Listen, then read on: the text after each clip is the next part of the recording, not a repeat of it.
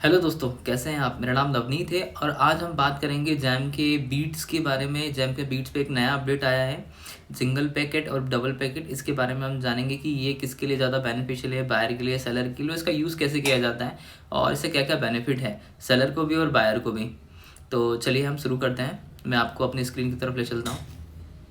जैसा कि हमें पता है, पहले जो टेंडर होते थे वो जब भी उनको ओपन करते थे तब इस तरीके से हमारा इंटरफेस होता था कि हम सबसे पहले टेंडर को ओपन किया, दैन फिर हमको जो भी लोग पार्टिसिपेशन आए वो हमें दिखाते थे कि हाँ ये पार्टिसिपेशन आया है। ठीक है, उसके बाद फिर हम सबके डॉक्यूमेंट यहाँ पे क्लिक करके उसको फिर उसको हम ओपन करते थे। ठीक है, टेंडर्स को हम लोग बेसिकली देखा करते थे, चेक करते थे और जो क्वालिफाइड है उनको क्वालिफाइड करते थे। ठीक है, और जिनको डिस्क्वालीफाई करना है उनको हम डिस्क्वालीफाई कर दिया करते थे। ठीक है, तो अभी जो आप अगर 2 पैकेट बीट्स पे अगर टिक करते हैं, ठीक है, सिलेक्ट करते हैं, तो आपको इस तरीके का ही इंटरफेस दिखेगा। सबसे पहले आपको बिड ओपन करना पड़ेगी, दैन फिर टेक्निकल ओपन करेंगे अपन, फिर फाइनेंशियल ओपन करेंगे, फिर इवोल्यूशन होगा उसका, दैन फिर 48 हर्ट्स बार इवोल्यूशन होता है। आपको पता है जैसे कि 48 हर्ट्स अगर किसी को हम डिस्क्वालीफाई करते हैं तो उसको चैलेंज करने का टाइम मिलता है 48 हर का। दैन उसके बाद ही हम उसको, अगर हम उसने सही डॉक्यूमेंट दोबारा सबमिट कर दिए तो हम उसको क्वालिफाइड करते हैं, अन्यथा उसको डिस्क्वालीफाई कर देते हैं। ठीक है, उसके बाद हम टेंडर को रिवॉर्ड कर देते हैं। अगर आप 2 पैकेट बीट्स में जाते हैं तो बिल्कुल आपको हमेशा इस तरीके का ही इंटरफेस दिखेगा। ठीक है, और जैसे हम लोग टेक्निकल ओपन कर देते हैं सबको, उसके बाद फिर फाइनेंशियल ओपन होता था। मैं आपको वो भी बताता हूँ किस तरीके से ओपन होता है।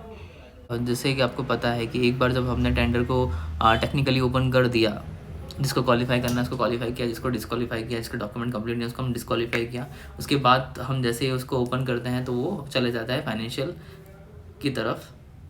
ठीक है, फाइनेंशियली टेंडर वो ओपन हो जाएगा, वहाँ पे हमको L1 L2 L3 मिल जाएंगे, इससे ज़्यादा भी जो होते हैं तो वो मिल जाते हैं। देन फिर हमको बेसिकली यहाँ पे फिर हम ऑर्डर वैल्यू इस पर जाते हैं, ऑर्डर पे। दैन यहाँ पे हमको जिसको भी जो भी L1 आया है उसको वो टेंडर हम लोग रिवॉर्ड कर देते हैं। ठीक है, यहाँ पे हम लोग क्लिक करेंगे, यहाँ पे डिमांड पेज पे जाएगा और दैन फिर हम उसको जिसको भी L1 आया उसको टेंडर रिवॉर्ड हो जाएगा बेसिकली। ठीक है, अब हम बात करेंगे कि जो सिंगल पैकेट बीड है उसमें क्या इंटरफेस रहता है और वहाँ पे क्या क्या फ़ायदे हैं उसके बारे में हम जानते हैं। तो चलिए हम लोग वो ओपन करते हैं। तो अभी हम बात करेंगे सिंगल पैकेट बीट्स के बारे में। बेसिकली इसके अंदर क्या होता है कि जो टेक्निकल राउंड है और जो फाइनेंशियल राउंड है वो दोनों एक साथ ही ओपन होगा। ठीक है, जैसे कि आप देख पा रहे हो यहाँ पे हमको सेलर्स के नाम दिख रहे हैं। ठीक है, यहाँ पे सेलर्स के नाम दिख रहे होंगे आपको, और दैन फिर आपको क्या है यहाँ पे सेलर्स की डिटेल मिल जाएगी, कितने सेलर्स आए हैं। ठीक है, और यहाँ पे आप उनके डॉक्यूमेंट चेक कर सकते हो, उनको क्वालिफाई डिस्क्वालीफाई कर सकते हो। ठीक है, यहाँ पे क्लिक करके, और देखिए यहाँ पे आपको और साथ में फाइनेंशियल इनका जो L1 L2 L3 उनका रेट भी दिख रहा है हमको।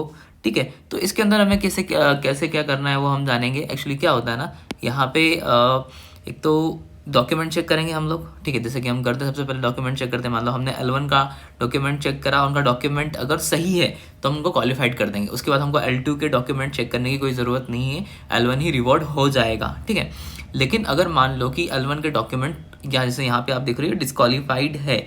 ठीक है, तो डिस्क्वालीफाइड है मतलब इसने कुछ डॉक्यूमेंट वगैरह कम डाले होंगे यहाँ पे, तो ये डिस्क्वालीफाई है।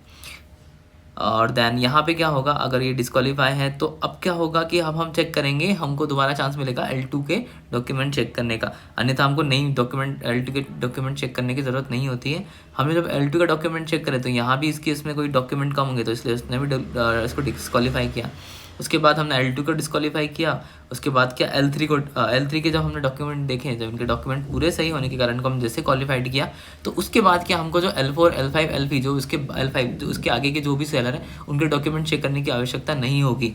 ठीक है, तो ये जो टेंडर है वो रिवॉर्ड, इसमें L1 कौन बन जाएगा, L3 बन जाएगा यहाँ पे L1 क्योंकि डिस्क्वालीफाई हो गया। अच्छा, अब यहाँ पे हमने जैसे कि L3 को हमने क्वालिफाइड किया और बाकी को ठीक है हमने डिस्क्वालीफाई किया, कुछ भी नहीं किया, वैसे हमको कुछ भी करने की ज़रूरत नहीं होती है, वो ऑटोमेटिकली नॉट एवेलेबल दिखाता है। ठीक है, तो L1 बन गया हमारा L3।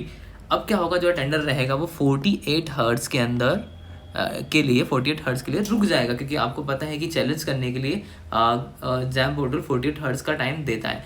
अगर इस दौरान 48 हर्ट्ज़ के अंदर अगर L1 ने या L2 ने डॉक्यूमेंट दोबारा रिप्रेजेंटेशन अपना सबमिट किया, उसमें डॉक्यूमेंट करेक्ट डाले तो, और एक डॉक्यूमेंट करेक्ट डालने के बाद हमने उनको वेरीफाइड किया, तब क्या होगा, जो L2 या फिर L1 जिसके भी डॉक्यूमेंट्स रहेंगे वो बन जाएगा टेंडर का, टेंडर जो है वो उसको मिल जाएगा। अगर L2 ने डॉक्यूमेंट सबमिट किया सही तो L2 को मिल जाएगा, या फिर L1 ने सबमिट किया तो L1 को ये टेंडर रिवॉर्ड हो जाएगा ऑटोमेटिकली। कितने देर बाद? 48 हर्ट्ज के बाद। ठीक है, तो इस तरीके से हम एक ही राउंड, एक ही एग्जीक्यूशन में टेक्निकल और फाइनेंशियल दोनों हम टेंडर को रिवॉर्ड कर सकते हैं। ठीक है, ये बेसिकली ये फंडा है इसका।